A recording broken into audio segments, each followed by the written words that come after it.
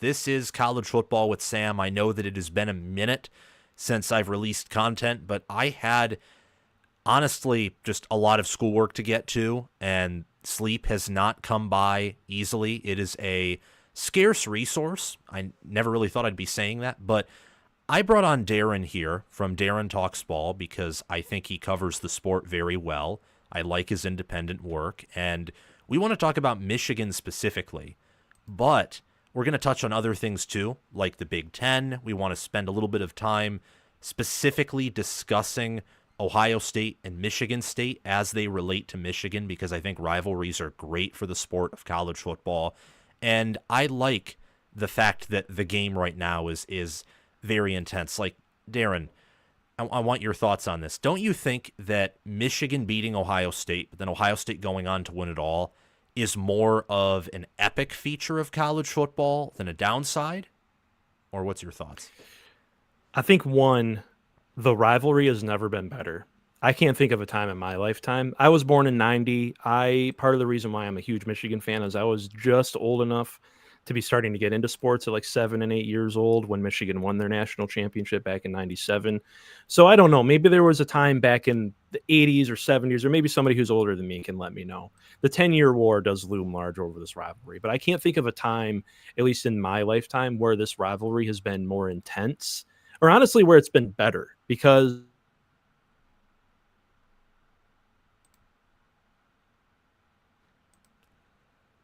it allowed us to have a year where Ohio State, one of the teams in this rivalry, lost a rivalry game, yet went on to still have some success.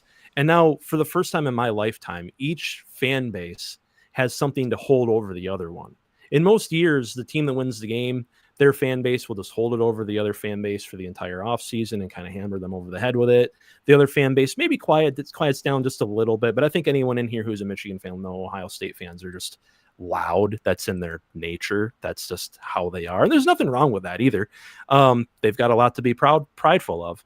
But this season, this off season has already, and we were talking about it backstage, we're only like 20 days in from the national championship game, and it's already been intense. It's already been crazy. It's already been hate-filled, for better or worse.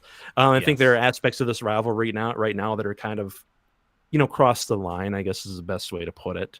But I honestly love the fact that Ohio State won the national championship, because it's great for college football and it's great for the rivalry.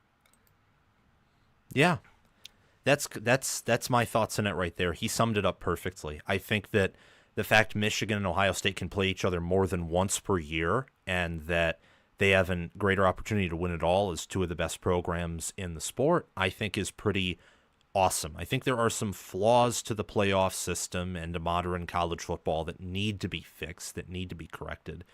But I think there's a pretty big opportunity here. So we'll talk about that a little bit more in the show. And of course, mainly focusing on Michigan, as Darren is a Michigan fan, Michigan expert. That's his team, the team he's the most familiar with. Whoa. Let's not throw that E word out there. Michigan fan. It's Darren Talks Ball, not Darren knows everything about football. But I appreciate the kindness there. But I don't want, you got to undersell and over-deliver, my man. That makes sense. That is a pretty good way of going about things. But yeah, make sure you go on his channel, Darren Talks Ball, to search it up on YouTube. Give him a subscribe. Hit his notification bell. And also, if you haven't already, please hit the like button here, subscribe to the channel, click the notification bell, be active in the live chat, or if you're watching this after the live stream has ended, just straight up comment your thoughts down in the comment section below. I will try to answer if I can. If not, you'll probably get other people who might answer your comment. It's something I love about college football, is all the different conversation, the different fan bases, just... It's absolutely incredible. It's the best sport, and that's why we're actually live streaming right now, even though the Super Bowl is about to kick off. I'm going to try and catch the Super Bowl if I can, but at the end of the day, I like college football more, and I'm perfectly content missing a bit of it to do this live show and talk with Darren. Let's just be honest. All the real football fans are in here right now watching this live stream. Can we just say that? Can we pat ourselves on the back for a second? Because the NFL is overrated as a product right now. It is. I don't know enough to agree or disagree with you, but I'll let you say that because it's your opinion. Chris Lane, thank you for the $2 super chat. Awesome duo, love it. I really appreciate the super chat. We'll be answering super chats. I'm sorry, I keep doing this reflexively. I'm 35. Is this even cool anymore? I don't know. I feel like there's maybe some young. I know, Sam, you're a younger guy. Can you let me know? Is this even a cool? This isn't cool. I not cool. don't know. I'm sorry. I'm not really involved in most cultural phenomena. Whenever someone asks me, "Have you watched this TV show or whatever?" my answer is almost always going to be, I've no. got the general vibe that you've made much better life decisions at your age than I did at that age, and I think I just confirmed that. Yeah, you're on a much better track. Maybe. I certainly hope I'm on a good path, but we'll have to see. Of course, you never know. But thank you for the compliment, Chris Lane. Thank you for the $2 super chat. We'll be answering super chats as we transition comment to comment, of course. That's kind of how I want to do things with these guest live shows. And we will be having, just for all of you to know, we'll be having Juck on Bucks on our show Tuesday at 6 p.m. Eastern time. So make sure to hit the notification bell so that you can get notified when we go live with him. But let's talk first about Michigan's 2024 season. So the Wolverines finished 2024. They beat Ohio State. They beat Alabama, but they had 5 losses, and they started the season off. They were 6-5 entering the Ohio State game. They were 5-5 before the win over Northwestern. They were 500 for much of the year. So how do you view the season? Do you think it's a success? Do you think it's a failure? If you could give the season a GPA or a letter grade, what would you assign Michigan and Sharon Moore for 2024? I think it's kind of a mixed bag of all mixed bags. And honestly, I think a lot of how you psychology major here. So of course I'm going to liken this to like a Rorschach test or something like that. I think how you view Michigan's season this past season says as much about who you are as a Michigan fan as it says about the program, because you could see it as a glass half full for sure with the way the season ended. But then, and this is kind of what I do when I think about the Bama win and the ReliaQuest Bowl, when I think about just absolutely stifling that Ohio State offense in the rivalry game, when I think about the success down the line, even with them nearly beating Indiana. I know close only counts in horseshoes, hand grenades, and not college football, but they looked a lot better down the stretch. So yeah, it seemed like, you could say obviously there's a lot of positives about the season, but at the same time you look back, and this is what I do a lot, and then you wonder, like, well, why did that Illinois loss have to happen? Why did that loss to Washington have to happen if this team kind of had that in them this whole time? And now there's obviously a lot of things that went on. I think Wink Martindale really had to adjust to the college game, and that's not something that, people, a lot of Michigan content creators out there, myself included, factored in this past off season when we talked about Wink coming into the program. I think that needed to happen. I think the quarterback position really needed to get settled in. So it's probably the best 8-5 season that any college football program has ever had, though, because you beat your main rival, who was eventually going to go on and win the national championship. You beat a playoff team from the year before with all their starters in, by the way. Yes. Alabama, I don't care what anyone says, Alabama was trying to prove a point in that ReliaQuest Bowl. Yeah, they didn't have any opt-outs, right? They didn't have any opt-outs. They had Jalen Milroe. They had all their starters in there. By the way, Michigan goes and robs Alabama of a couple of their players in the transfer portal afterwards. And I really like Justice Haynes, by the way, just to plug a video real quick. We did a video on Justice Haynes and what he brings to Michigan football about a month ago. You can go check it out on the channel. So yeah, I think I'd leave it at that. Best 8-5 season ever, because at the same time that still implies that 8-5 isn't actually that great. But when you look at where the wins came, it's like, okay, this team showed a lot of promise down the line. Yeah, I gave the season in terms of a grade, I think D+, C-. Like, I don't know if Michigan passed or not. They certainly didn't get a very good grade from me, just because the win over Ohio State, it was awesome. Same with the win over Alabama. Like, if you're a Michigan fan, if you're someone who, like, from an objective standpoint is looking at a program that's, building momentum entering 2025, I think Michigan is certainly up there. But Yeah. at the same time, they have a lot of issues that to a certain degree are unresolved. And it's like, what happened against Texas? What happened against Oregon? Like, why did Illinois have to happen?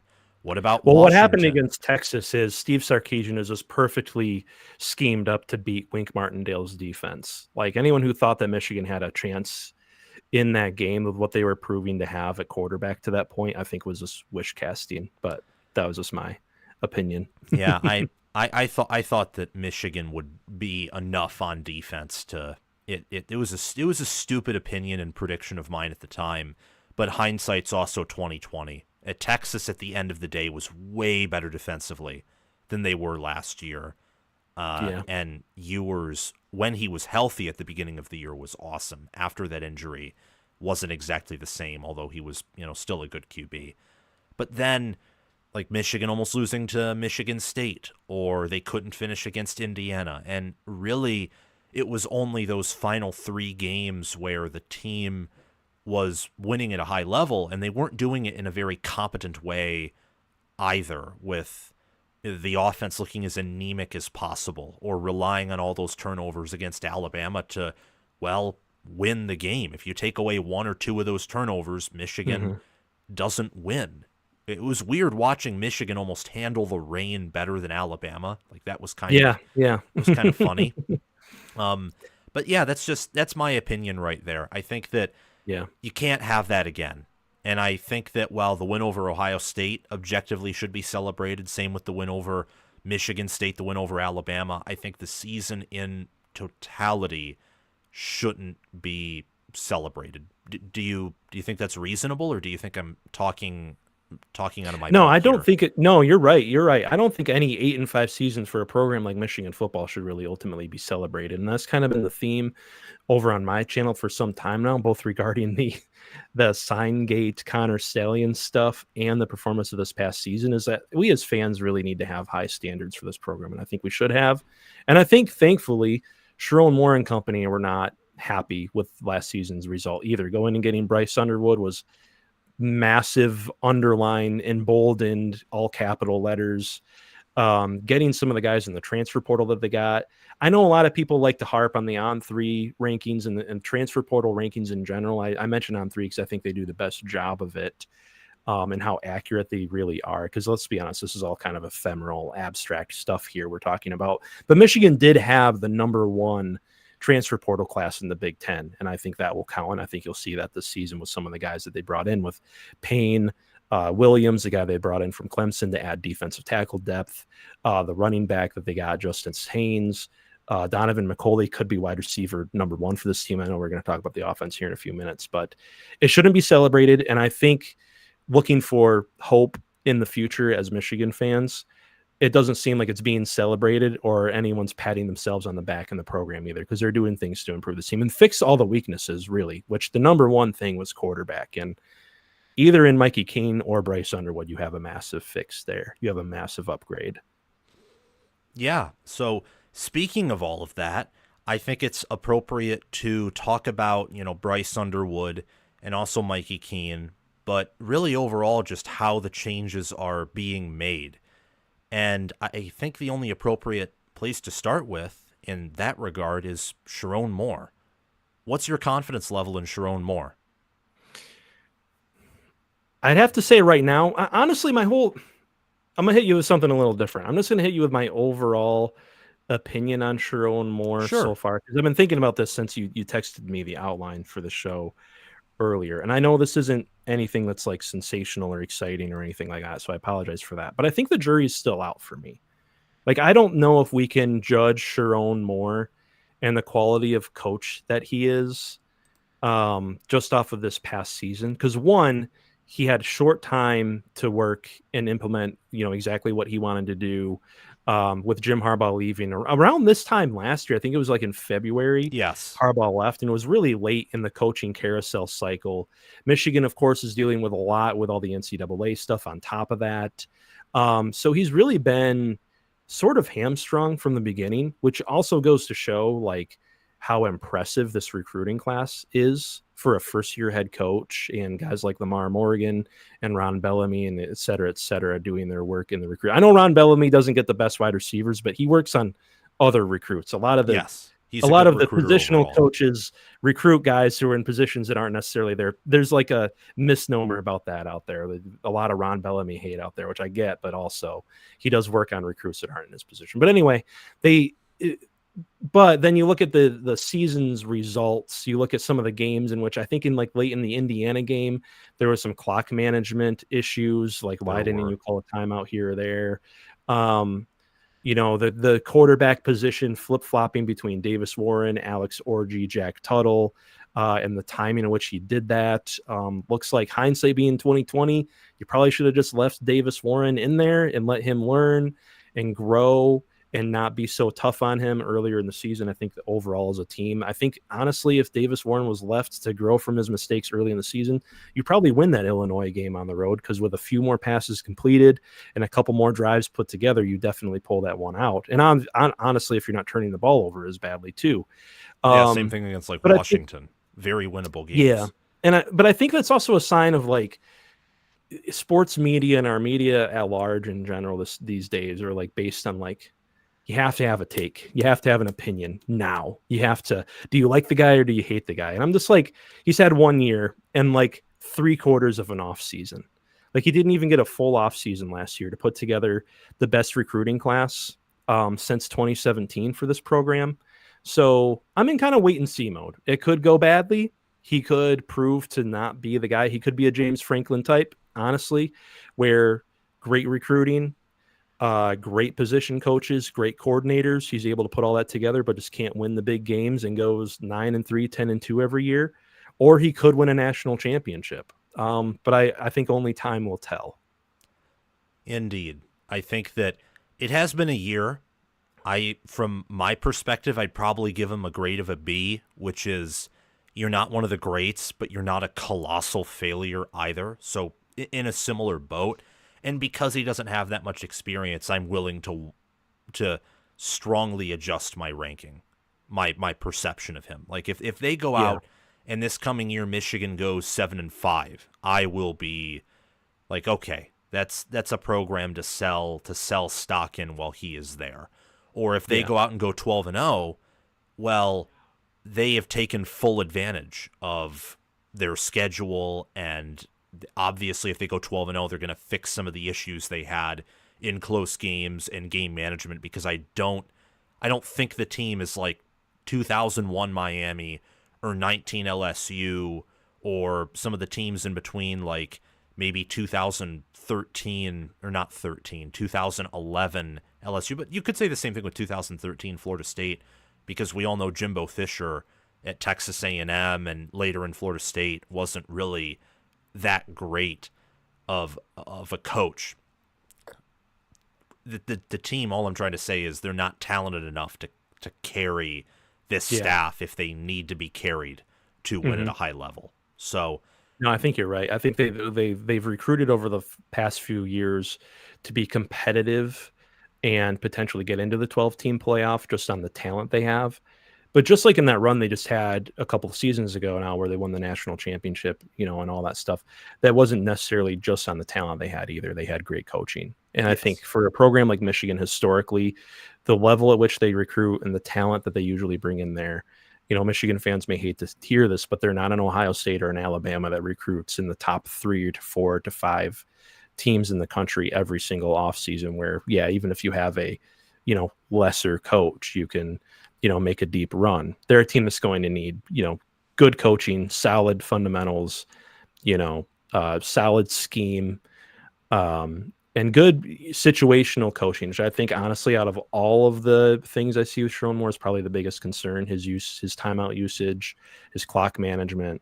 But that's another thing too. I think that's another thing we may have missed just looking back with a little introspection, heading into the season. It was going to be a bit of a steep learning curve for Sherrone Moore being head coach.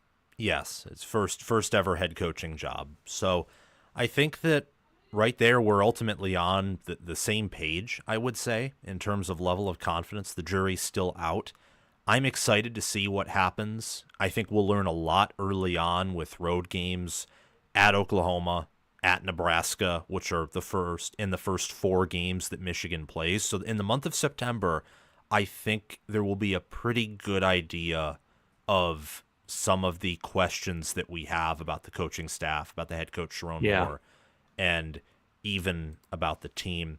Before we talk about the schedule, actually, I want to bring up Chris Lane's next $2 super chat. Thank you for sending that in. He says Illinois is his pick for getting to the next level. Ooh, what do you mean by that, Chris? Do you mean like playoffs? I like that, though. You mean playoffs, right? Illinois is going to be one of the most experienced teams in the Big Ten this next season. Like, they didn't lose anybody. No. And they got Altmaier coming back. Bert Bielema over there stole a few guys from his old program in Wisconsin in the transfer portal. I don't know if you got to see that. Oh, I did. They got Wisconsin's like best defensive lineman. Yeah, they did. I saw that on On3, and I was like, there's no way that's true. Was it Curtis Neal or whatever his name is? Yeah. I'm terrible with names, by the way. I blank on names on my channel all the time, and people get mad at me in the comments for it. Listen, man, I've had heat stroke 3 times. I've had seizures. My brain is not all there, in case you haven't noticed.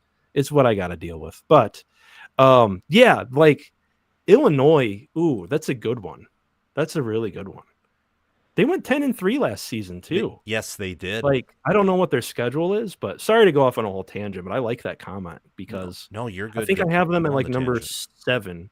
They're my 7th ranked team in my power ranking right now in the Big Ten, and I almost put them at 6. Yeah, I look, they can make the playoff. I think that. Well, let's check out Illinois' schedule here really quickly before we move on. So, I got a hot take on the Michigan schedule. I want to throw at you, by the way. Yeah, we'll get to that soon. So, Illinois' schedule: Western Illinois week 1, at Duke week 2, Western Michigan at home week 3, at Indiana in week 4. That's probably a must-win to get to the playoffs, just because outside of that, and maybe USC at home and Ohio State at home, there aren't many other opportunities for like a marquee win. Hosting USC in week 5, which will be interesting. At Purdue in week 6. Ohio State travels to Champaign in week 7. So that, I think, will be a good game. Then, that is like, sorry to interrupt, but that is good. Just about guaranteed to be what I call an Ohio State blowout, where they struggle for like a quarter or maybe even an entire half, and you start to wonder if they're going to get upset, and then Ohio State scores like 3 touchdowns in the 4th quarter and blows away. Yes, I think just it's not even just the talent mismatch, it's also the fact that Day he is anything but a bad coach. So yeah.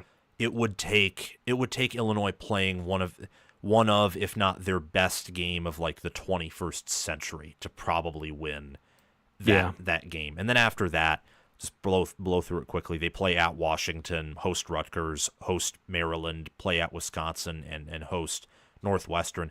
They can easily get 10 wins. If everything goes right, they can probably get 11. And at that point, That's wild. Yeah. Yeah. They have a very, very workable schedule.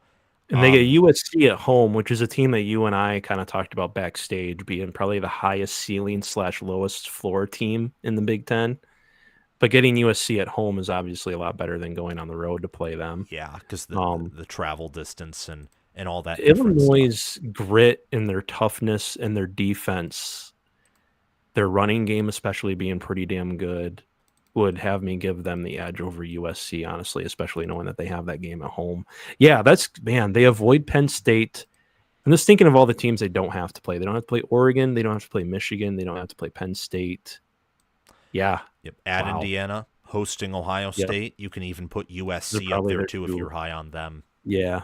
I mean, those are 3 losses, but what if they beat Indiana early in the year, though? Because Indiana's going to be breaking in a new quarterback.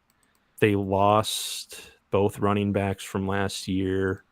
They have to replace. They lost CJ West, which I think might be a big, because he was like their only high-level defensive line player. Outside, well, they had Kamara. Yeah, and they have Tyreek Tucker, who was graded out pretty highly. He's coming back. They didn't have like a ton of depth on the D-line, I guess is what I'm saying. Yeah. So maybe they lose a little depth on them getting that guard from Notre Dame was actually probably as impactful of a transfer as like getting a high level skill position player, because Indiana's problem last season was their trench play.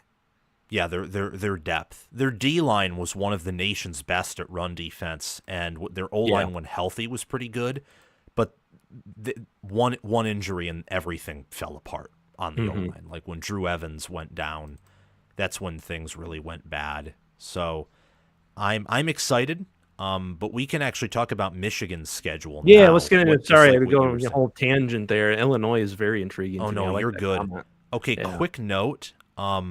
Just because this has been happening for a while, but I didn't have the time to say this. I don't know if it's on my end or if it's on your end, but you're showing up spotty on the Am I? The show. Yeah. No, I'm sorry. Why. Not showing. It's not showing spotty on any of the things I'm using to get you on here. So I don't know like what's going on. Yeah, that's interesting because I look like I'm showing up good here. I can close some things I have running in the background now if that helps. But okay, yeah, I don't know what's going on. That's wow. It might be on my end. I mean, my computer's just a tad bit slow, so it might be on my end. But just checking everything here, like I have Ethernet plugged in, which makes everything better. So I don't know why it would be that way. I did also just realize I had like Steam and Discord and my video editing software and everything running in the background. I apologize. I'm not a professional. Look at this. Does this look professional to you? I'm in a bedroom. You're good. I mean, I'm in a bedroom too. I have a green screen right behind me. You have a green screen. I don't have a green screen. I got this. I don't know. Yeah. We make do with what we got. Yeah, hopefully closing those things will help. But I think you're still on here. We can still hear your voice. Just wanted to bring that up, because I know, like for you and I, and then for the audience, it's just better. Yeah, looks like it's getting better right now, but I'll monitor it as the show goes on. Okay. All right. So, thank you, for your patience, guys, on that end. But let's get to the schedule. So, what's your hot take for Michigan's schedule? You just said a few minutes ago that you had a hot take for the schedule. What is it? So they go on the road to play Oklahoma in the second week, right? And then they go on the road to open up the Big Ten schedule at Nebraska a couple weeks later. There are a lot of Michigan fans out there that are concerned about that Oklahoma game, and rightfully so. I think I'm actually more concerned about the Nebraska game. I don't know as much on Oklahoma. I'm a Big Ten guy. I barely cover. I know Oklahoma just got the transfer from Washington State, if I'm familiar. Yeah, John Mateer, quarterback. John Mateer. But their issues were bigger than quarterback last season. Yeah, O-line was bad. And now they've had some coaching changes. I guess Venables is going to call the defense himself this next year, which I don't know much about his system, but I know he's been running it for a long time. I don't know how much it's been, its quality is kept with the meta game. And I think Chip Lindsey, that's the thing about Michigan heading into this next season. I really like Chip Lindsey's offense and how he will tailor things to the strengths of the team instead of just running his stuff like Kirk Campbell did. But I'm honestly more worried about Nebraska, I think, than Oklahoma. And if you open up the Big Ten schedule with a loss, that's more damning than an because an out-of-conference loss these days with 12-team playoff, you can live with an out-of-conference loss early in the season. You want to do good in your conference and then hope to get to your conference championship and all that stuff, I think. I still care about conference championships. I know some people out there say that they're meaningless now. That's not true. That's not true. Thank you for agreeing with me on that. But I don't know. I don't know how do you feel about that? Because the more I look at Nebraska and what they've added in the transfer portal, year 3, Matt Rule, Dana Holgerson really improved that offense down the line last season. They blew out, who was it? Wisconsin, I think. It was like 44-20 or something like that. Oh, but they blew out Wisconsin, but I will land the caveat that Wisconsin's play before they fired Longo and after they fired Longo was like completely different. That's like, true. It felt like the team completely quit after Longo was fired because they played Oregon close, they played Penn State close. They could have beaten both those teams. They could have. I remember watching that Penn State game. Yeah. Penn State survived a few scares last year, didn't they? The USC overtime. Yeah, it was a roster that I thought always had a high ceiling, if not the highest ceiling out of college football, until Ohio State made their postseason run and like after the O-line injuries to them, but they just never put it all together on either side of the football. Yeah. But yeah, I don't know how you feel about that Nebraska being scarier than Oklahoma. It's not a hot take at all. You don't think so? In my book, no. Okay. To others, it might be. Yeah, from what I see from a lot of the Michigan fans I interact with is I think, and maybe this is just kind of a bias towards just looking at the very early part of the schedule, because no one's really looking over the entirety of the schedule yet, right? They're just looking at like the first few weeks of the season, and I get that. And seeing Oklahoma at like week 2 on the road seems more daunting, maybe because of the brand and how they used to be a big powerhouse program. But from what I saw at Oklahoma this past season, now Oklahoma did beat Alabama, so did Michigan. So I'll just leave it at that. Yes. The Oklahoma's not the powerhouse that they used to be, but Nebraska might be on the come up with all that they've added, who they've retained. Dana Holgerson running that offense is a lot more well equipped to handle a young quarterback like Dylan Raiola. I don't know what Nebraska was doing with Dylan Raiola earlier in the season last year. I commented on my channel about it quite a bit. I thought it was wild how they were basically throwing him to the wolves and expecting him to hit downfield pass after downfield pass last year, and not relying more on their run game. Yeah, well, I will say, to be fair, they couldn't. I mean, they didn't even average 4 yards per carry on the season. Like that run blocking O-line was bad. That was awful. I mean, it's either grind out like 3.5, 4 yards a carry, or have Dylan Raiola throw 3 interceptions. You know what I mean? That's fair, especially with Marcus Satterfield. Like at least you can set yourself up for some. Because I thought coming into the season, I was like, what do you do with a guy like this? Because he has a really high ceiling as a prospect, but he's also not like and we can probably get into Bryce Underwood in a minute, but he's not like a Bryce Underwood prospect. He wasn't like the number 1 overall recruit in his class or anything. Not a guy who could come in and be like a year 1 Trevor Lawrence, Yeah, and he's not. But he's not mobile either. He's not as mobile as he makes himself out to be. I'll say that. So what do you do with a guy like that? Well, you operate a system where you give him a lot of easy throws. You run the ball pretty often on early and standard downs. You get yourself 3-4 yards. You get him in some 3rd and shorts. You run some things like mesh and crossers and things like that, where again, easy throws, if you can just throw on time and deliver the ball accurately, gets you, convert on 3rd and 3. Just make your whole offense converting on 3rd and 3, 3rd and 4. The Cade McNamara Michigan offense, Nebraska came out this season and I watched them in so many games. It's like, oh, here we go with a like deep post shot on 1st down. And I'm like, what are we doing? He's basically a high schooler still. And you're playing against Big Ten defenses. Like, surprise, surprise, like most teams in the Big Ten have pretty damn good defenses and pretty damn good defensive coordinators. Even Michigan State, who we'll get into in a little bit here, Joe Rossi, his former school, Minnesota, had a great defense, this past season in terms of pass defense, especially. So, I don't know, it was just wild to me. And I know I just sent you on a whole tangent there as well. No, I love it. I love it, man. Football. That's why I brought you on.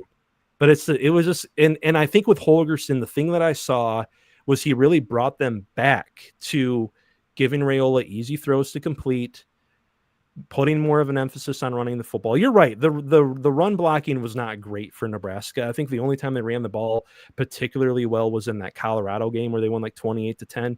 But Colorado handed that game to them too. I think they turned the ball over, like 2 or 3 times. There was a pick 6 in there even. But I think Holgerson kind of calmed things down for Raiola.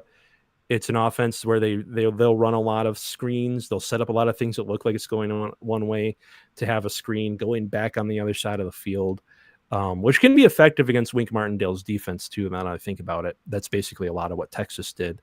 So yeah, I don't know. Nebraska, more of a threat than Oklahoma, I think, for Michigan. I would agree with that as well, for the broad premise that to beat Michigan, you more want to beat them offensively rather than defensively, because Michigan has thrived in close physical dogfights and low-scoring affairs. But if you can blow the game open, like that's how you make them uncomfortable, especially with them in the Wolverines having a true freshman who will likely start at QB, a wide receiver core that's shaky, an O-line that has experience but also newness. And what Nebraska has, I think, with Dane Key, Raiola in year 2, a huge upgrade at OC, Spindler coming in, and they return Nebraska. They bring back their interior offensive linemen who were graded pretty highly, I think, especially in like pass protection. Could be wrong there. Yeah. But they bring back Justin Evans, Henry Lutovsky, Spindler. I don't know what they'll do at center because they got like Sam Sledge, who was a second stringer last year. But bringing in Spindler from Notre Dame, I thought was a pretty good move. And they also got Pritchett, who's highly talented. Yeah, Pritchett too. Yep. Like, so they could be very, very good on offense. And I'm inclined to actually think they will be. And I that's think not even getting into the skill position players that much because they retained that one wide receiver they had. Yeah, Mayor. Ja'Cory Barney Jr. And They brought in Hunter from Cal, and then Emmett Johnson. If they can find another back to pair with Johnson who's good, their running back room will be good. If they don't, Johnson is probably more of a Donovan Edwards than a Quinshawn Judkins or Khalil Mullings. Like, he can't. You couldn't give him the ball 30 times per game if you need. Well, hopefully for Michigan's sake, they treat him like Michigan treated Donovan Edwards and just have him run up the middle every time. That's going to be, oh my God, that's infuriating. He's going to be tearing it up in the NFL, catching like swing outs and little like running little Texas routes and stuff, which is what he was made to do. Yeah. That man was born for that stuff. Or like a seam, like running out on like a halfback seam against like cover 2. We could have done it. Yeah, we could have done it, Kirk Campbell, but you got your stuff that you like to run. Exactly.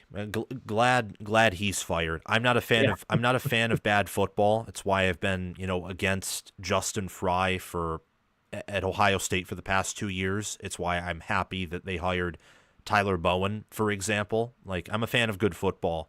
I am a Michigan fan for all of those of you who didn't know, but most of you, I assume, know. But I'm a fan of good football. And Kirk Campbell, that was not good football. What are some other thoughts on Michigan's opponents? Like, they play Wisconsin after the bye in week 6. They got USC on the road, Washington at home, Michigan State on the road, and then, of course, you have Ohio State at the end of the year. Like, how do you look at those games, for example? So, yeah, we went over my hot take, which I guess isn't too much of a hot take. But looking at the schedule overall, I think really honestly, and I'm trying to peel back my biases as much as I can and be as objective as possible. I feel like my channel gets pigeonholed sometimes as like a Michigan channel, and maybe that's my fault because I do release quite a bit of Michigan content. But we are a Michigan, or excuse me, there we go, Freudian slip. We are a Big Ten channel, so I try to be as objective as possible in all this. But saying that, I really think the floor is 9-3. I really do. Interesting. Like, I'm not that worried about Wisconsin with all that is a program. And now I haven't researched Wisconsin too much. I'll probably do a video on them in the coming weeks or months in the off season. But having the whole selling point for what's his face coming in there, Luke Fickell, was that he was going to be paired with Longo and it was going to be the Dairy Raid. And that was their whole shtick. And when they came to Wisconsin, and now that's kind of gone without Longo there. I feel like that's a program without like a solid identity right now, or like any idea of like what they're going to do. This is my 2 cents. Again, I haven't like researched them that deeply. I'll probably touch on them later in the offseason. But even in like terms of talent, Michigan, I know, is a far more talented team on paper than Wisconsin. At USC is intriguing because you and I both said that team could either compete for the Big Ten championship or they could be back, in the gutter this next season, at like 7-6, 8-5, something like that. That road trip will be interesting, though. I do think once again, Wink Martindale's defense, that Ravens style of defense, that NFL style of defense, really counters Lincoln Riley's offense well. That is a defense that is tailor made to stop a high flying, NFL style passing scheme. So I'm not as worried as maybe some people are about that game. And Michigan can just out physical, ball control, game control the hell out of a team like USC. Yeah. And USC just can't. I mean, USC's like defensive line and linebackers were all relatively undersized last season, and that's kind of what got them in the game against Michigan this past season was that they just got pushed. Do you think around on that'll that last drive, change especially. with year 2 of the Lynn system? Like, because It has to. It has to. okay, I know they brought some guys in, but I don't know if they've really added anyone at like D tackle, for instance, that's that much bigger. I don't have my USC notes next to me. Maybe I should have you're brushed good. up a little bit more and done more of my research. But I got you. I do think overall a D'Anton Lynn defense in year 2 is going to be better. I just don't know because speaking of the Michigan system, D'Anton Lynn is from that same coaching tree as Wink Martindale. That is a defense that is built to stop a high flying pass first offense. And that's not what Michigan has. So just in like the rock, paper, scissors meta game kind of, view on this game, I think Michigan has the advantage there. I really do. It could be close. It could come down to the last couple possessions, but I like a physical, grinded out, ground and pound Michigan team with a good defense that's built to stop USC's offense over a USC team that I don't think has the defense that's built to stop Michigan's run game, which will be really good this next season, I think, with Jordan Marshall, Justice Haynes, and a quarterback in Bryce Underwood who can run as well. Washington doesn't concern me too much. Michigan State, I think, is a long-term rebuild. Jonathan Smith, I think, is a great coach, a great hire for that program. If you followed my channel for a while, you know my thoughts on him. I just think the talent discrepancy is still too big there. And from what I've seen, Michigan State has had some trouble getting guys in the transfer portal. There's even things on like Twitter right now, some of the recruiting reporting that they're in battles with MAC schools. Oh yes, Roots out of high school. It's a meme circulating. So right now. it's a meme circulating out there right now. And then you look down the line, and then you get at Northwestern, at Wrigley Field. I think the worst thing that could happen for Michigan in that game is it looks like Ohio State at Wrigley Field last year, where they play a bad quarter or two and still win by 17 to 20 points. Then you get like the biannual or pretty much annual tradition of having to play at Maryland before the Ohio State game. I feel like that happens every 2 or 3 years now, where they put that on the schedule. I don't really have any strong thoughts on Maryland. It seems like Maryland is just Maryland at this point. They're a perennial middle of the pack Big Ten team. Mike Locksley has done good at holding on to his job there and basically building a program that's just a feeder system to bigger Big Ten teams with, guys like Chop Robinson and Jay Sean Barham moving on to Green. And then Roman, they lost Hemby to Indiana. Roman Hemby going to Indiana. Yeah, Indiana stealing players from Maryland. We all thought of Maryland as a better football program than Indiana a few years ago, and here we are. I don't think it's that way anymore. And then the Ohio State game, and I guess here's my hot take. Here's another hot take, I guess. You can tell me if it's actually a hot take. Michigan's winning the game again next year against Ohio State. They just are. I've already guaranteed it on my channel, and I'm going to say it here because it's how I feel. I think they still have all the metagame advantages. I think with everything Ohio State has lost, Ohio State is going to be they're going to be this past year's Michigan to a much lesser extent because they do have the talent to make up for, the lack of experience. They do have Julian Sain waiting in the wings. But I think if you're an Ohio State fan that thinks that they're just going to run it back and win it all again this next season, I think you're kind of crazy because they're losing basically their entire offensive line, their entire defensive line. 3/5 of their defensive backfield is leaving. Both running backs, they're losing. I'm going to be intrigued to see what Ohio State's returning production is because I can remember off the top of my head, Michigan's returning production this past offseason was 36%, which was like 120th out of 134 FBS teams. Yeah. Ohio State might be that low on returning production. They might be like 35 or 36%. They'll be higher on offense, but lower than Michigan on defense compared to last year. Probably. And then they lost both of their coordinators, and I don't know how much of an impact, Chip Kelly really had on that run, to what extent Ryan Day was implementing game plans and even calling plays. I'm sure you got an awesome guest coming on Tuesday, by the way, Juck on Bucks, can fill you in on all that. I think the big loss is Jim Knowles, and kind of the big power shift in the Big Ten right now is Jim Knowles moving to Penn State, which is another thing working against Ohio State this next coming season. So I think with guaranteeing a win over Ohio State, I find it hard to find more than 2 losses on the rest of the schedule. Let's say they lose at Nebraska. Where's the other loss, really? Maybe at USC. I would probably side.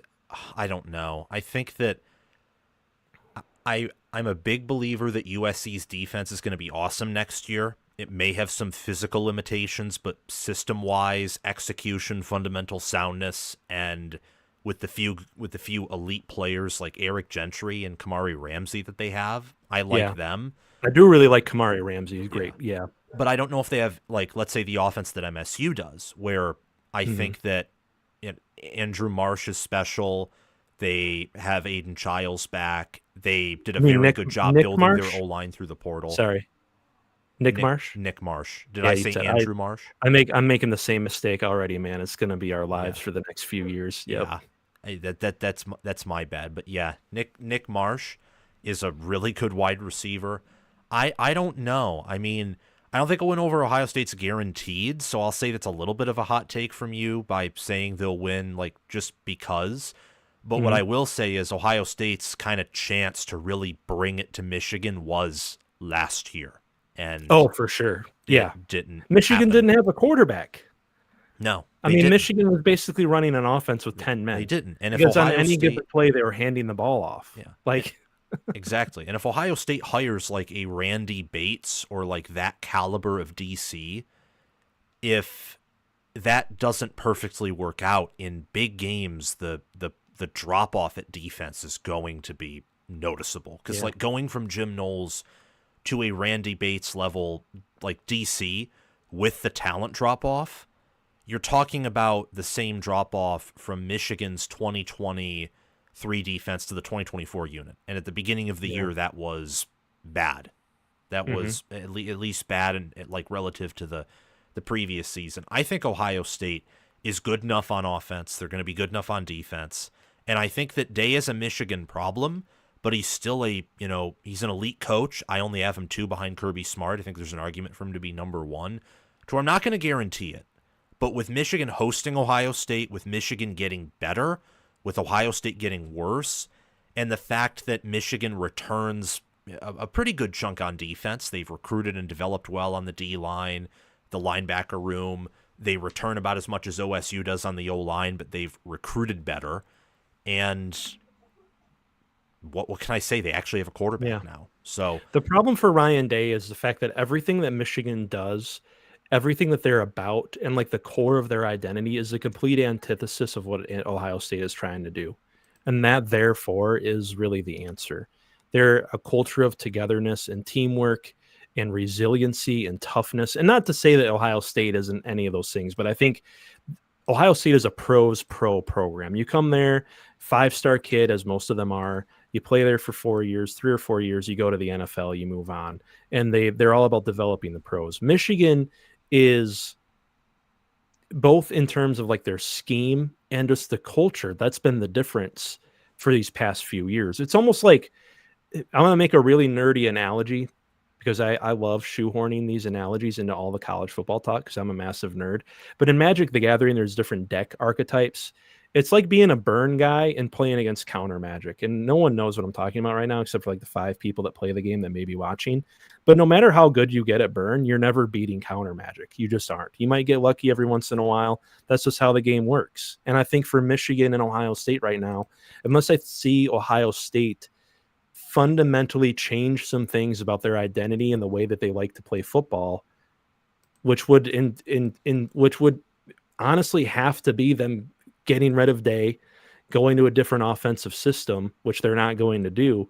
I think Michigan just has the answer because flatly they take the air out of the ball every time they play and it works. Yeah. Ohio State does not possess the ball enough.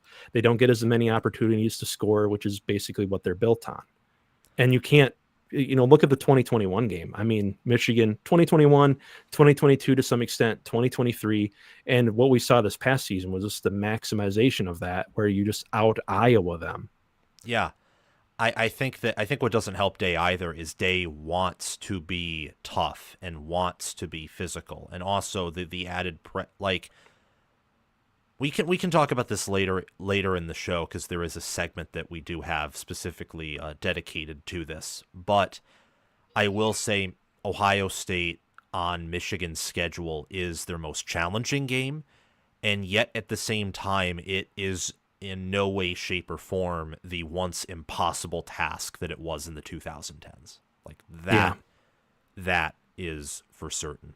But saying that, like Ryan Day trying to be tough, trying to be different, just shows how far behind he is in the rivalry, right? Because Michigan doesn't have to do anything to like fundamentally change their, aspects of their team identity. They don't have any question marks around that right now. Day against Michigan, to me, that's just like the perfect. Yeah, exactly. I mean, last year, a lot of Michigan fans will disagree with this because they just look at like the counting stats, but this is going to be a name drop, but I happen to name drop sometimes. I had Seth Fisher of the MGO blog on my show a few weeks ago, and he highlighted it, and he actually corrected me, and I appreciated the correction at the time because it makes sense. Unlike standard downs, when you take away like the 2-minute drives before the ends of the halves and everything, and on standard downs, Ohio State was running the ball straight into the teeth of the Michigan defense. Yes, it was your insane. To your point, they were trying to prove a point, and it's a cliche. It's a thing that gets tossed around out there a lot, so it kind of gets watered down because we toss it out there so much, but it's true. Like Michigan is fully in that man's head. Everything that program does is in direct, it's why they brought in Chip Kelly. Exactly. Yeah. They had to change things up. They had to do something. Ryan Day had to change his approach. And with losing Chip Kelly now and promoting Brian Hartline, I don't know if that is necessarily the answer against Michigan. It might literally translate into another loss to Michigan and another championship run. Who knows? But I don't know if they necessarily have the answers there from like a pure, culture, identity, schematic standpoint. Yeah, I think that Hartline would be better because he'll probably just want to feed his receivers the ball. But then again, you have to like take account your roster and all those different things. It's very complex, but I like what you said about the mental edge. The mental edge. We have some super chats to get to before we get to our next topic. Chris Lane asks, Underwood makes a bigger impact than Raiola did. Thank you for the $2 super chat, Chris Lane. You do wonderful work moderating on the channel and also, just engaging in conversation, Chris. I always enjoy your time. I'm going to say yes. What about you? Oh, I agree 100%. Underwood is a generational. It's funny because in some ways, like the Underwood recruitment has been celebrated by Michigan fans as it should be and heralded, but somehow I still think we're underappreciating it in a weird way. There's been five quarterbacks in the history of 24/7 sports who have been the number one recruit in their class and the number one quarterback in their class. And their names like Vince Young, Trevor Lawrence, Arch Manning, Quinn Ewers, I think are 4 out of 5. And then I think Matt Barkley randomly is the 5th one. So one of the 5 was a guy who didn't necessarily pan out. We'll see what becomes of Arch Manning. But I mean, when you're in the company of Trevor Lawrence and Vince Young in terms of recruiting, and that's his direct comparison on 24/7, by the way, is Vince Young, that he could be another Vince Young. That would be awesome. That's not just me saying it. Yeah. Vince Young in a Michigan smash offense. Oh my gosh. That'd be beautiful. I have to take a cold shower after this. And then Chris Lane with another $2 super chat. Darren, did you not see the playoffs? I'm assuming he's referencing like your comments about the offensive style or whatever you were saying about their program identity. No, I think it works. I think it's a great system. I just think every time they play Michigan, they come up against a scheme in Michigan's defense that is the answer for them. Yeah. That's why I referenced the metagame. Like Ohio State's whole philosophy is we're going to get in a higher amount of plays, a larger volume of plays than most teams do, because we're going to run a bit more up tempo. We're going to throw the ball around a lot. That's going to provide us with a longer duration of game time, right? Well, actually, to give us a higher chance of hitting on. Yeah, go ahead. They were outside the top. They were outside the top 120 in seconds per play this year. They slowed they did slow down like crazy this year. Yeah, they did do that, which was interesting to me. I think that was interesting, especially with Chip Kelly becoming their offensive coordinator. Well, Chip Kelly does like to run the ball a lot more than people give him credit for, too. And he really fundamentally changed the running game for that team, because for the last few years before this, it was stretch, outside stretch, outside zone. And he got him mixing in like duo and gap scheme stuff this year, which was interesting. But I think the overarching philosophy for Ohio State is still we want to hit on some chunk plays. We want to make some splashes early, make it a 14-0, 14-3, 17-3 game, and control the game from there. But what do you do when you play a defense that is always in like a high shell, that always has safeties deep, that is always mixing up its coverages in wonky ways? You can go watch like film breakdowns and stuff. I get really nerdy about it. I'm not going to get too into the weeds here because, one, I'm not an expert, and two, that would just take too much time. But there's a reason why Will Howard threw, 2 interceptions and had a really difficult time finding open wide receivers in the Michigan game this past season. So what do you do when that's like your base philosophy, is to hit on those big plays downfield, and you're playing a defense that is just built to not allow it? Like, that is their number one priority, is to not allow big plays. Yeah. But then you see what they do against teams like Tennessee that are bold enough to go man against them all game and play like cover one robber or like cover two when they do go zone, and they just tear them up. Yes. So like in the broad scope of college football, it's still a great offense. It's still, especially with the talent that they have, it'll shred most any college defense. Michigan has just been able to implement an NFL defensive system that is like next level shit. Yeah. Like in the broad scheme of things, it's probably the best system for winning in the postseason. And I think that the 2020 game against Clemson, their near win over Georgia in 22, and this past run has kind of showed that. Like, most defenses can't slow them down. And most college defenses too, especially if they're hurried up a little bit, they've got a lot of college defenses are playing more simplified base stuff because you only have so much time to work with the players.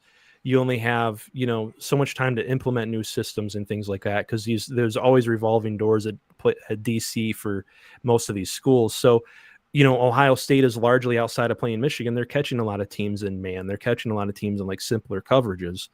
But when you play Michigan, you're not playing against, cover one all day. No. Yeah, it's interesting. It's certainly fascinating for sure. We can get into that again a little bit more later. Yeah, sorry if I led you on a whole rabbit hole of scheme and all that. That's my speciality, is whenever I'm a guest on a show, I rabbit hole all day. Yeah, it is. I like it. I like the all the content and all the conversation that you're given. So thank you. Quickly, I want to go over Michigan's offense and then also go over Michigan's defense. So, what are some areas of concern and areas of excitement for you on Michigan's offense? And who do you think will be the most valuable player outside of Bryce Underwood? Ooh, most valuable player. You got me with that one. Man, I honestly haven't even really thought about that yet. I'm going to say Jordan Marshall. Think he starts over valuable. I think he and Haynes split carries. The thing about Haynes that a lot of people I don't think realize is he's not as experienced as a lot of people think. He got limited carries last season behind what was it, McClellan at Alabama? Jam Miller, that's right. McClellan that's right. I want to say he only got like, what was it, 50 carries or something like that. But yeah, I think Marshall is kind of the next guy up in that running back room. And you saw it in the bowl game. He can carry the ball like where he's at now, not even including another offseason of conditioning and stuff like that. He's already proven he can carry the ball like 30 times a game like Blake Corum did. And he's got some Blake Corum aspects to his game with the jump cut that he has and the vision that he has. And just the pure... I'm not usually the type of guy to be like, oh, this guy's a dog or whatever, but the doggedness he has, I guess, is how I would say it, for lack of a better term. The physical, the toughness that he has. Haynes, I think, will also be. I think they're going to split carries. I think it's going to be a kind of two-headed monster of a backfield because Marshall is too good to not give considerable playing time, and especially with the promise that he showed in the bowl game. So, yeah, I honestly think Marshall might be maybe not MVP, but he's the player to look for, I guess maybe is what I would say. MVP, if this offense is successful, is going to be Bryce Underwood, because the problem for this team last season that led to all of their difficulties was largely quarterback. It was also offensive line. It was mitigating factors that all kind of led into like a positive feedback loop of negativity, I guess is what I would call it.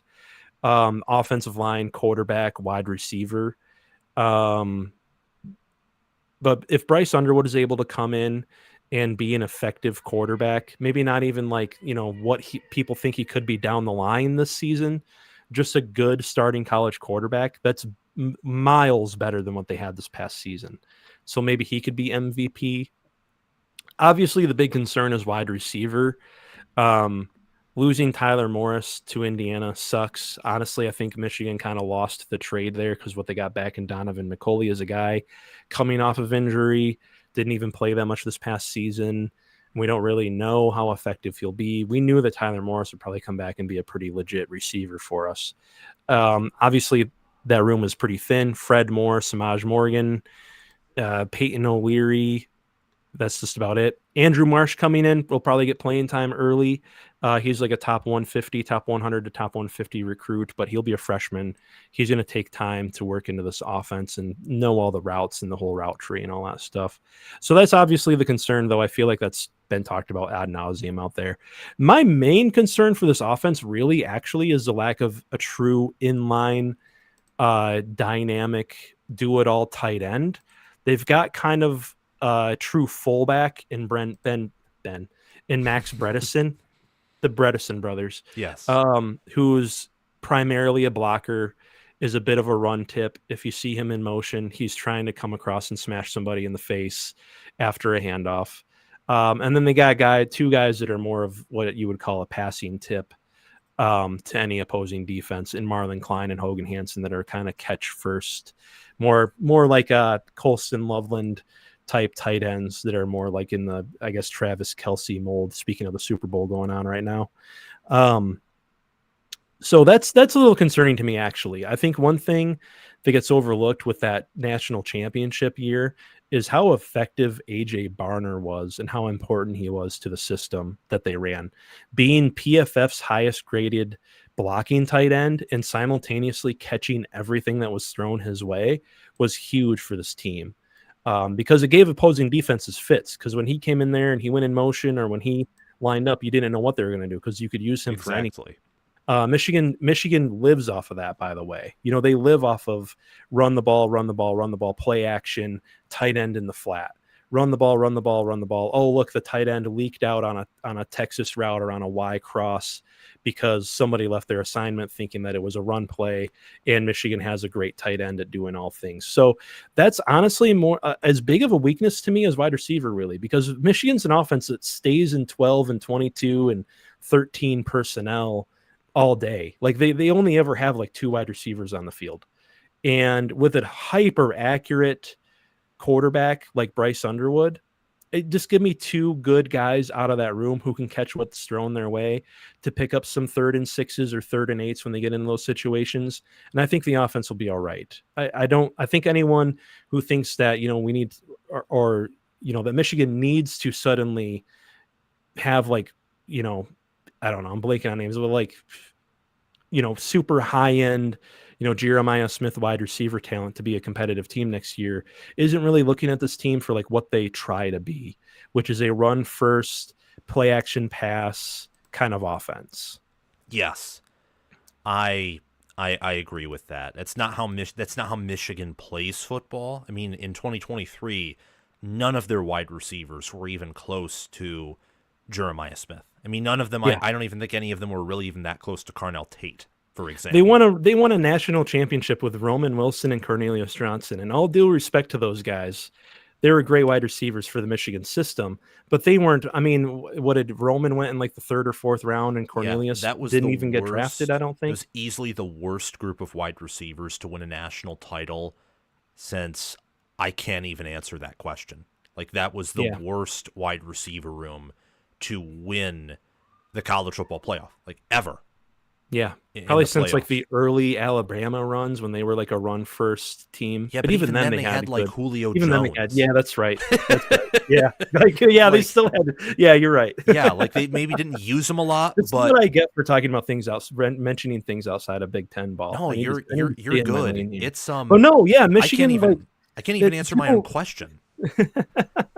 People, I mean, rightfully so. Like, I wish they had, I love to suddenly go back to the days of having premier wide receiver talent, like Peoples Jones, and we see now what man, I'm really blanking on names tonight. Nico Collins are doing in the NFL right now. You see what he's doing in the NFL right now, and you think, man, I wish we could have that again with Bryce Underwood coming in. But then you got to think about like the scheme, the system, the team's identity. Like they're just not a heavy passing offense anymore. And when they do pass the ball, they're looking at like short to intermediate stuff that could potentially blow up. One guy to watch for, I think, is Samaj Morgan, though, because I think with Chip Lindsey coming in, you're going to see them use Samaj in a more wider set, a wider array of like play calls. Because I really think Samaj is a perfect wide receiver for, things like mesh or quick slants, or little, cutting in routes to find holes in zone coverage and things like that. To get a speedy little shifty guy like him the ball quickly, it really frustrated me that this past season Kirk Campbell basically treated him like a gadget player. He's not a gadget player.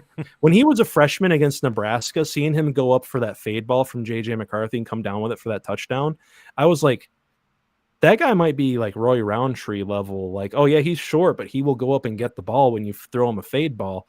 Like, again, dog. Maybe I should just become one of those guys that says dog all the time. I feel like I got to put a little gruff in my voice when I like, dog. He's a dog, man. Yeah, exactly. Like when saying like the Georgia right. Bulldogs. Yeah, there you go.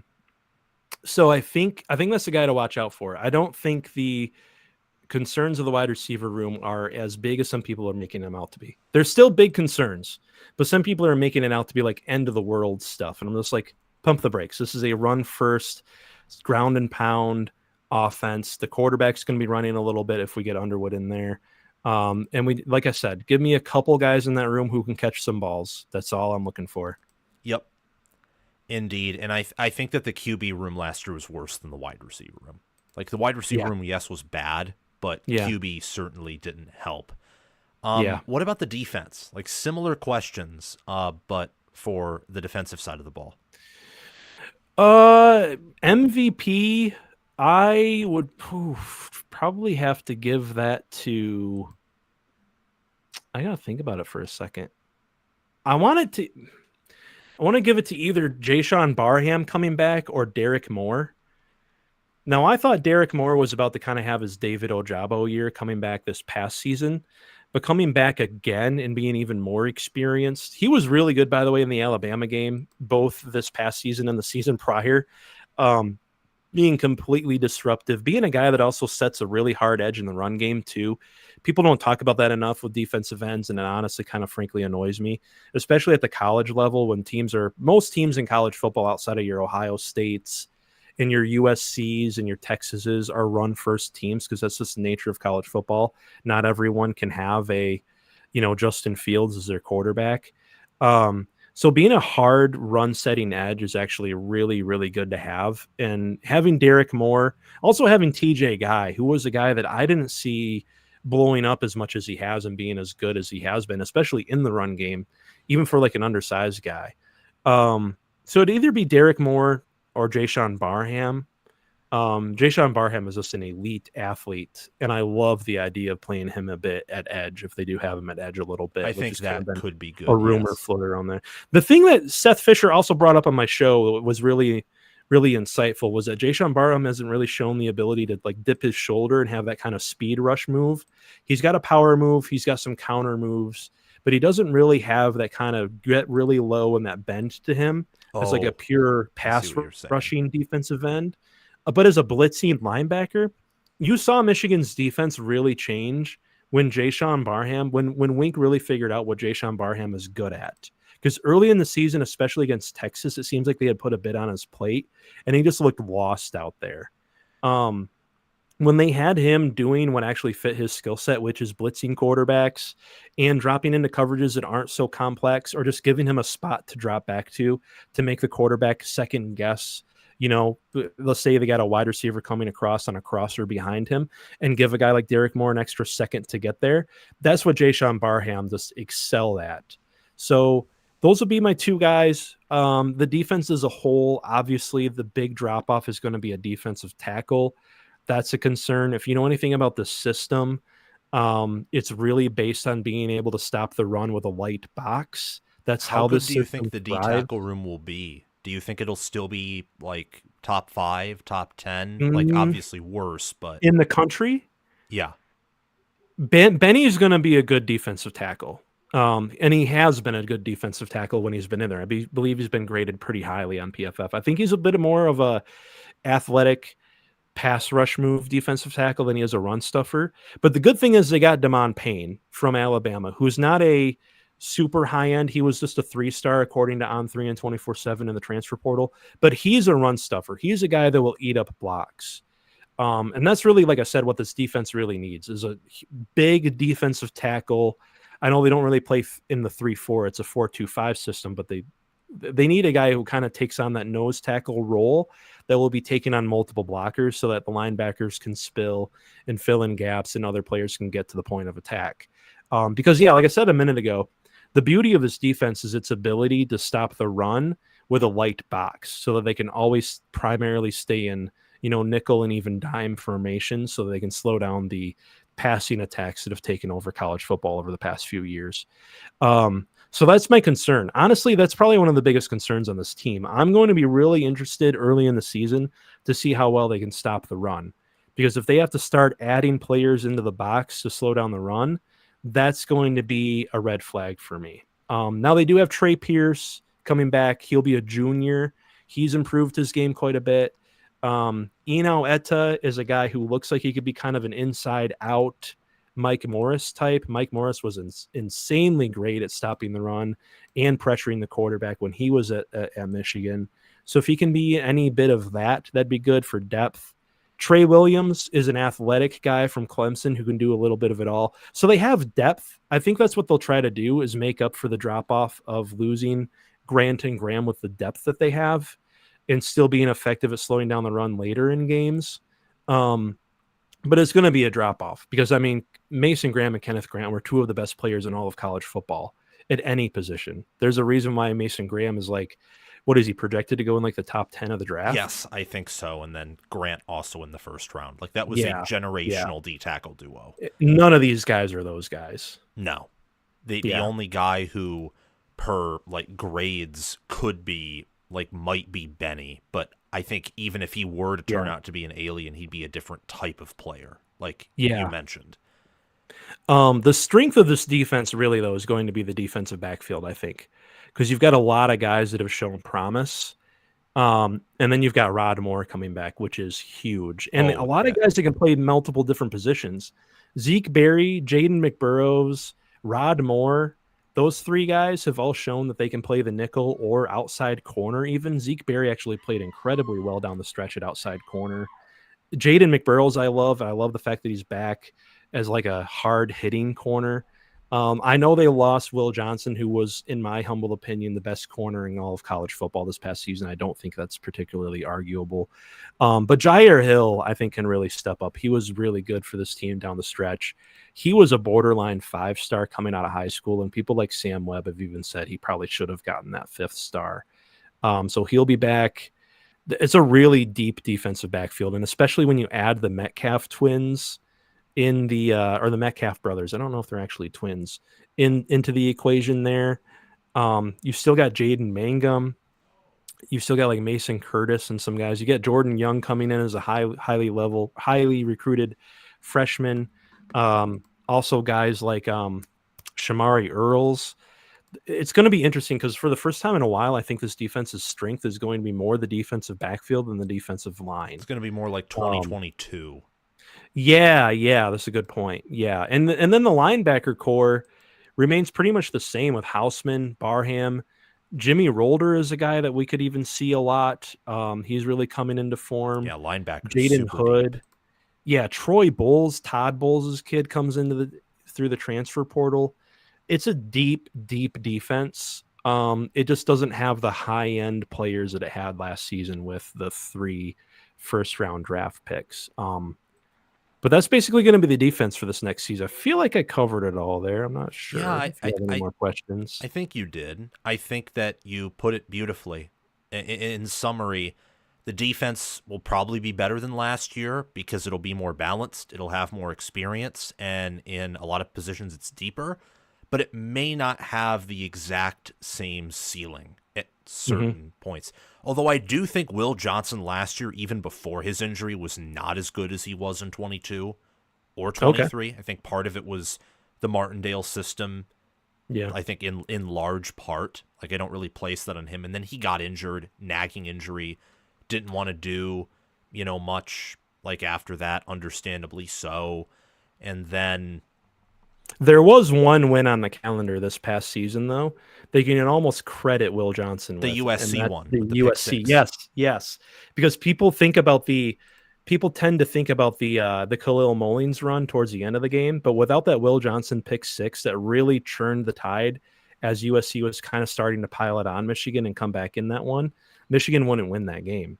And that pick six was huge. And that was textbook Wink Martindale, that whole system, making it look like it's one thing and it actually being another. Because if you look pre-snap, you can tell Miller Moss is like, oh, it's cover 3, which means that Will Johnson has deep responsibility.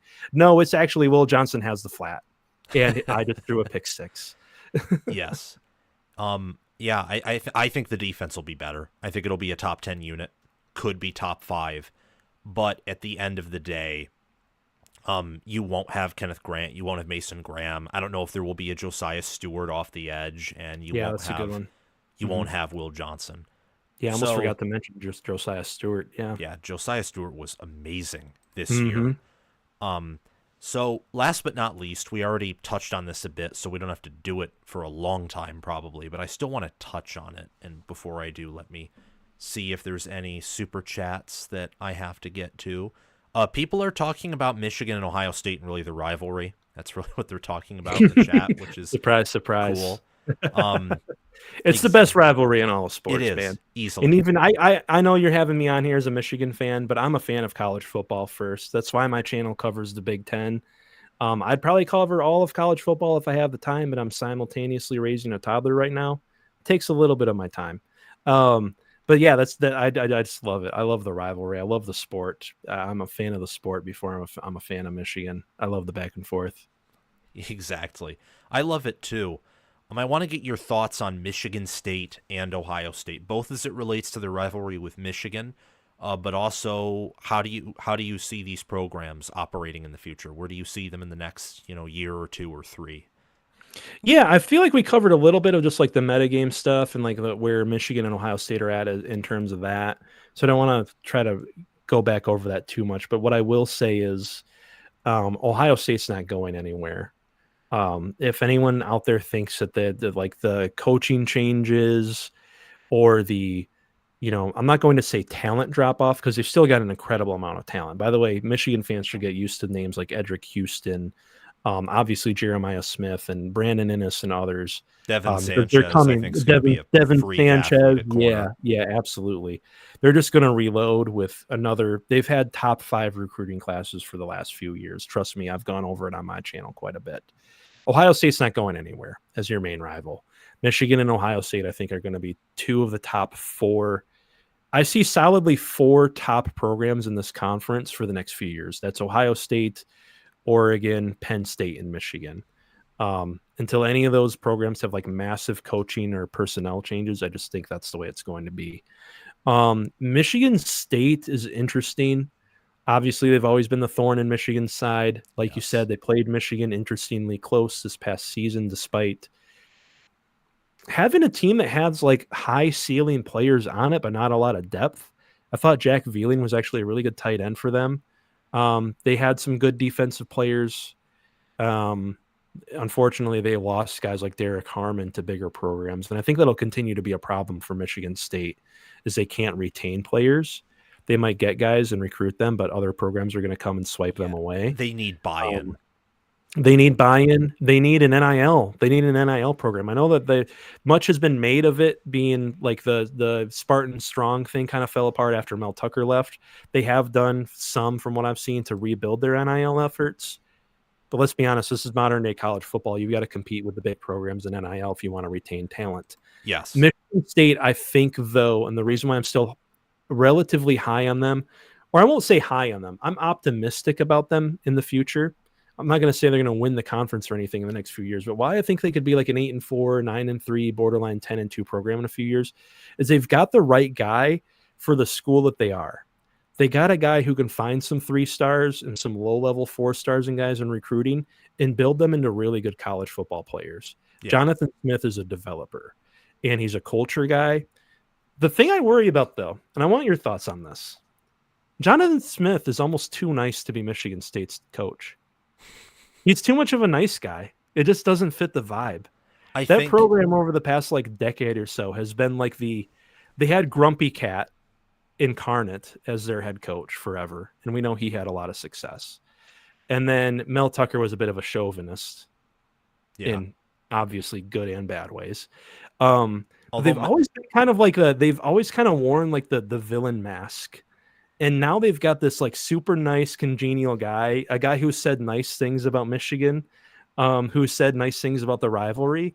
And I just wonder, like, if Michigan State fans have the patience for that guy while he's going to need time to rebuild.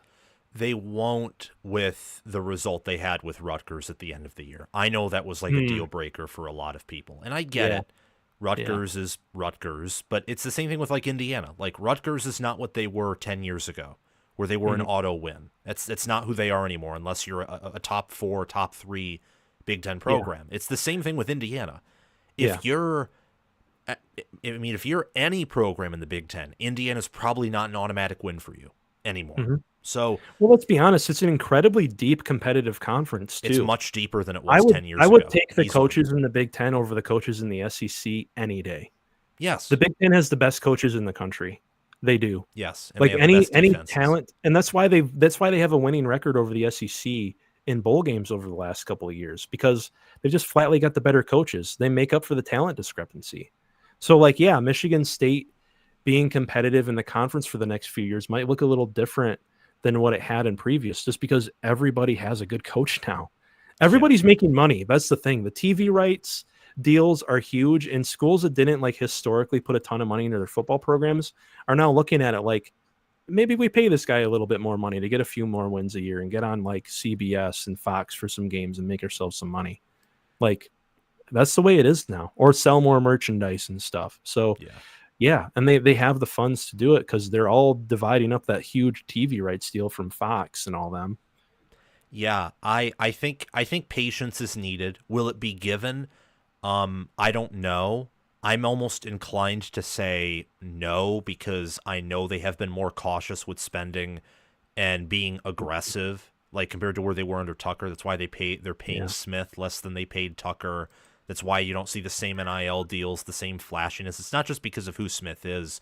I think the whole administration, even the boosters and everyone's kind of pulled back a little bit. Yeah. And I think that the way Michigan State ended last season does not give optimism. Like, it'd be one thing if they went 5-7, ended the season very poorly, and beat Michigan, because beating Michigan for Michigan State means more than like it means as much to them as a win in the game does. And maybe that's a hot take, but I don't think it is. Like, that's huge for them, because Michigan's almost always picked to win, almost always has the better talent. A lot of times has the better team even when they lose. So it's a big deal. I think, though, that if he has time, it will work. I think that Rossi is a guy who can make quote-unquote scrubs. I mean, I'm truly a scrub. I couldn't play college football. Like, not these guys can, but still, he turns 3 stars and 2 stars into great players. And year 2 in his system, I think there's chance that the defense will get better even with all they lose. And losing Brantley sucks, I know, but still, like there was more problems on the defense than just one guy. And then offensively, they should be way better with Childs in his second year, Nick Marsh coming back. They were able to retain him. So I think there's enough buy-in, just enough to where they can retain some good players. And then they got an offensive tackle that Ohio State wanted. in the portal, which was kind of a shocker to me. All-American from Yeah, I Montana almost forgot State. about him. Yeah. You're That right. was Lower big. level guy. See how he turned. See, I'm always hesitant to give like because I know speaking of Michigan, they got a guy from like Long Beach State or something like that in the portal. I'm always hesitant, especially with offensive linemen. So usually those lower level guys are a little undersized to really jump on like positivity for them. But no, that was big for Michigan State. Because I think that's the thing too is their trench play, their offensive line, especially in terms of pass blocking, needed to be better for Childs for him to be really effective. Yes. I do also like Rossi. I like his system for the modern Big Ten. Because again, outside of the Ohio States and Oregons of the world, most Big Ten teams are primarily run teams. Rossi, interestingly enough, still runs like a primary like 4-3 front, which demands a lot from his linebackers. Unfortunately, I think Michigan State is rather thin at linebacker right now, if I remember right. But he's been good everywhere he's been. Like he's been a great defensive coordinator. He was a great defensive coordinator at Minnesota before this. So the coaches are good. It's just, can the coaches make up for the talent discrepancy they're going to occasionally run into? Can they get a win over a Michigan? If Michigan continues recruiting at the level they are right now, I don't know if Michigan State's going to win in the rivalry anytime soon, unfortunately. But Michigan State has made it a competitive rivalry over the past decade or so anyway. So Yeah. I think the rivalry will remain interesting. It was a close game this past year, so who knows?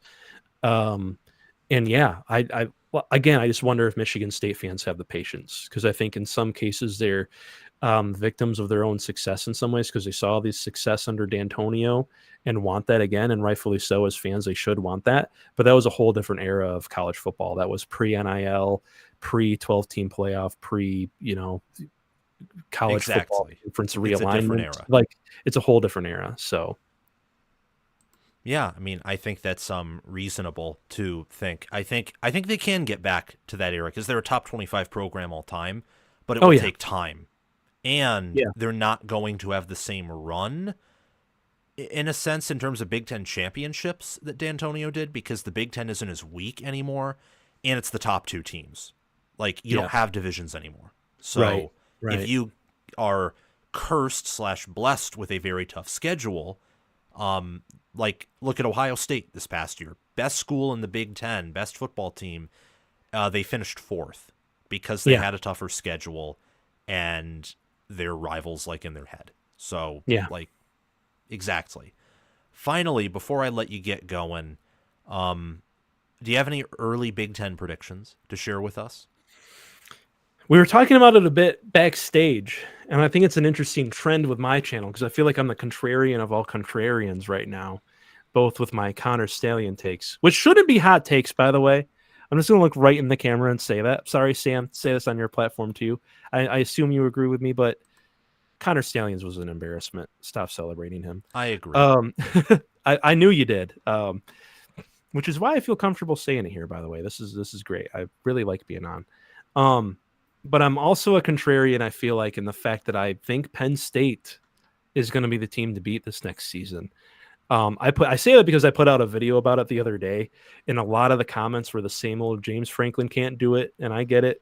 But if you look at all that they have coming back, and you look at who they just hired as their defensive coordinator, yes. Michigan will be more competitive, but I don't know. Like I said, looking at that schedule and knowing that Bryce Underwood, as high as I am on him, and I know I'm just kind of assuming he'll be the starter. So we'll see on that. He's still going to be a freshman. It's going to be a freshman carried team. I don't think they come. I think they might at the very best, if they're hitting their ceiling, come close to making the conference championship game, but they won't be there. Oregon, we haven't really talked too much about Oregon tonight, but I was just looking over. I made a video on Dante Moore the other day and really kind of got into some of his film and stuff. Dante Moore is going to be great at Oregon, I think. I think he fits that system perfectly. His skill set transitions to the Will Stein, just distribute the ball to your playmakers offense about as good as any quarterback out there. And let's be honest, Oregon's hit on 2 transfer quarterbacks in a row now. Who's to say they don't hit on a third? Especially with Stein being a genius. Yeah, like that offense, you just got to get those wide receivers the ball on time and accurately, where they need it. Find holes in the zone coverage that you'll be playing against, or just take advantage of some, mismatches in man coverage when you have it. And Dante Moore does that. Like, he's hyper accurate. He's also incredibly intelligent. He sees open windows before they're there, and he's got a hell of an arm. There's a reason why he was like 100 composite rated player on 24/7. Oh yeah, Oregon 5-star is right out of doing high a school. reload. Yeah, they're not a rebuild. They're a reload. Yes. The question is going to be the defense, all the talent they left there, but that offense is going to be really good again. I think Yeah. they got Stewart back. They got Kenyon Sadiq, who might be one of the best tight ends in the country. Their offensive line, they've got a couple guys in the transfer portal. Interestingly enough, they stole Pregnon from USC, who I think Isaiah will play World's also guard. like the only Isaiah one of World. 2 5-stars in the portal. They got him Exactly. at They got tackle. Isaiah World. They got Lalu coming back to play center, which I think is big for them. Just having that continuity at center will be good. I don't know exactly how good Lalu is overall as a center, but just having continuity is good. The defense is going to be an issue, though, I think, for Oregon. But I do think that I haven't looked at their schedule at all. Maybe they play a tough schedule. I hate the Big Ten scheduling system, by the way, because it's not egalitarian at all. It's not equal. Like, some teams just get screwed. Other teams just get handed a path to Oregon's the conference schedule's even championship. easier than it was last year. Well, There you go. it depends because their big game isn't at home like it was last year. Okay. So it might be harder because like they don't. Last year they hosted Ohio State at home and that was very helpful as we found it, especially in the Rose Bowl. They have to play at Penn State, so Oh, okay. Which yeah, would probably be the whiteout game, I yeah. would assume. It's probably about the same overall. Like Yeah. within standard error, it's up probably about the same. Okay. So yeah, I see that Saturday, September 27th. Indiana at home. That'll be interesting. Yeah, they got to travel to Iowa. Outside of that, USC at home. Yeah, I think Oregon could go back to the conference championship game, just kind of glancing at their schedule. Like I said a minute ago, I think the top 4 of this conference is actually pretty set. Maybe if I was to kind of tier it out, I'd put Michigan behind the other 3. Yeah, But it's an interesting season because the one team that we all see as like being the most experienced and probably has the biggest chance of winning the conference has a massive question at head coach. yes. Like, if Ryan Day had Penn State's roster, we'd all be like, "Oh, Ohio State is winning the conference Yeah, next year." and that would have been the case last year. If Ryan Day Yeah. had Penn State's roster last year, they probably win it all because I think meta-wise, that roster probably fits the current meta better than Mhm. Ohio State's last year did. But Yeah. Ohio Yeah. State didn't. It's like part of the 2024 season last year is there weren't many. To be just straight up, there weren't many good passing offenses, Mhm. so No, they they really couldn't weren't. target Yeah. their weakness at corner at times, Mhm. or there weren't a lot of good. Honestly, there weren't a lot of good O lines. So like Ohio State's O Mhm. line weakness wasn't as big of a deal, No, just that's a really because of good point. different things. Yeah. But yeah, I. So quick question before we end. Mhm. I'm in agreement with you that Michigan is behind the other 3. I think Ohio State has currently the best head coach, and their floor is super high, their ceiling is super high. Oregon has an argument to have the best head coach. I think their floor is pretty, high, same with ceiling. It's the same thing with Penn State minus head coach, but I think their assistant staff is wonderful. The question that I have is, do you think like an Illinois or an Indiana or a USC could be ahead of Michigan? Like they could be at 4th and Michigan's maybe at 5th Oh or yeah. even 6th. Yeah, I think Michigan. I would just barely have them within that top 4, just purely because of the overall talent on the roster. They have more talent than the rest of those. USC has recruited at an equal or even higher level some years in recent years. I'm trying to think. I think it was in like 2021. It was like the year Lincoln Riley came in. They actually had like a barely even like a top 40 recruiting class. So they do have one bad class in there. But Yeah, that who probably even really messed cares with anymore with the things. transfer portal and stuff? Yeah, they've largely patched things over with the transfer portal and stuff. I think Illinois. Who was it you gave me there? Illinois, USC, And Indiana. I and think Indiana. Indiana's going to be pretty. I think Indiana might be back again to having some comeuppance this next season too. Um, I raised a question on my channel and we talked in my Discord about it. By the way, you can join my Discord if you go and look at my channel.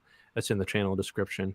Um, we all kind of wondered, myself and some of the people in the Discord, if Indiana last year was kind of a sign of Indiana becoming one of those top tier programs in the Big Ten, or if it was like a 2021 Mel Tucker Michigan State year where they just happened to put it all together in the transfer portal with some and hit on some big name players in the transfer portal and have one really good season and then drop back off. Yeah. I was in the boat on the ladder on that up until the last few weeks when I really got into looking at Indiana's roster and who they've added in the transfer portal. But now I'm kind of on the former. I think Indiana will be good again this next season.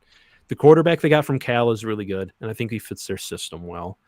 All the players that they got and all the players that they retained are really good. I know we're trying to end it off here in the next few minutes. The thing I will say about Indiana that intrigues me for this next season is Cignetti came in and no one in the conference really knew much about him or much about his system or the way he does things.